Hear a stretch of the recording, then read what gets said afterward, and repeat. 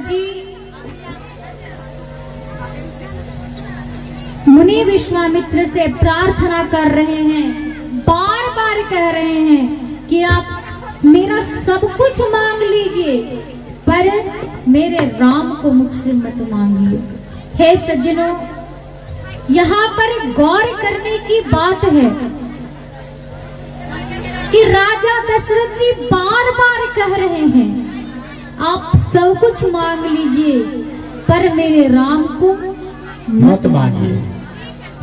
तो मुनि विश्वामित्र ने कहा कि हे राजन, आपने मुझे विचार कर वचन नहीं दिया, आपने मुझे आते ही वचन देकर कहा कि ही कारण आगमन तुम्हारा, कहा उसो करत न लागहु बारा। अर्थात आप जो कहेंगे मैं आपकी आज्ञा का तुरंत ही पालन करूंगा। हे सज्जनों, किसी संत ने कहा है, आप ध्यान देकर सुनेंगे, कि अतिशय प्रसन्नता की स्थिति में किसी को वचन नहीं देना चाहिए। अतिशय प्रसन्नता की स्थिति में किसी को वचन नहीं देना चाहिए और अतिशय क्रोध की स्थिति में कोई निर्णय नहीं लेना चाहिए। क्यों? क्योंकि दोनों ही स्थिति में नुकसान सिर्फ आपका ही होगा। दोनों स्थिति में नुकसान आपका होगा। हे सज्जनों, आपसे कोई व्यक्ति कहे कि तुम मुझसे जितना मांगोगे मैं सब दूंगा, और जब आपने मांगा तो वह कहने लगे कि मैं नहीं दूंगा, तो उस समय आपको क्रोध आएगा कि आप प्रसन्न होंगे। तो ऐसी स्थिति में कोई भी कहेगा कि क्रोध ही आएगा, लेकिन महामुनि विश्वामित्र जी क्रोधित नहीं बल्कि प्रसन्न हो रहे हैं। क्यों प्रसन्न हो रहे हैं? आगे की चौपाई में श्री तुलसीदास जी ने वर्णन किया है। तुलसीदास जी लिखते हैं आगे की चौपाई में, सुनी नृप गिरा प्रेम रस साली,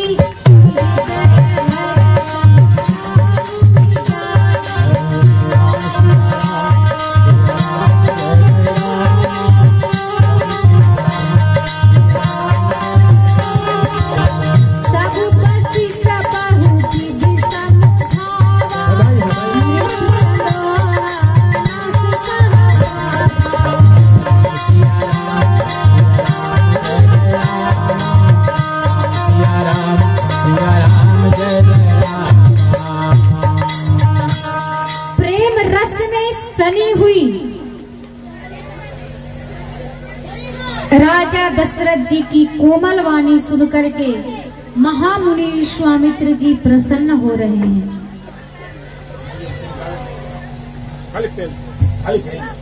क्यों प्रसन्न हो रहे हैं? एक संत का कहना है कि मुनि विश्वामित्र जी सोच रहे हैं कि हम तो बैरागी हैं और राजा दशरथ जी गृहस्थ हैं।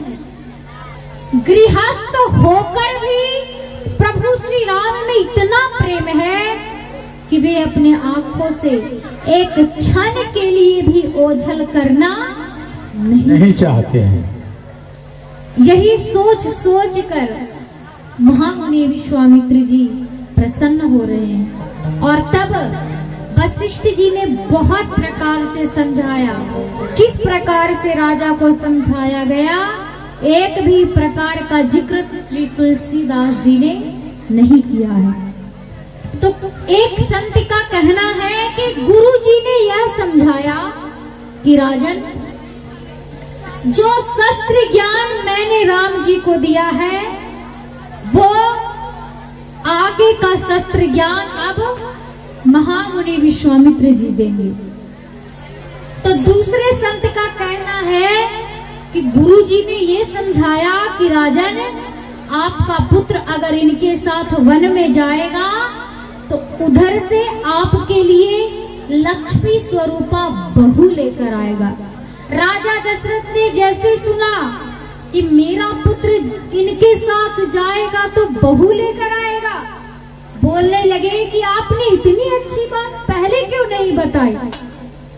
और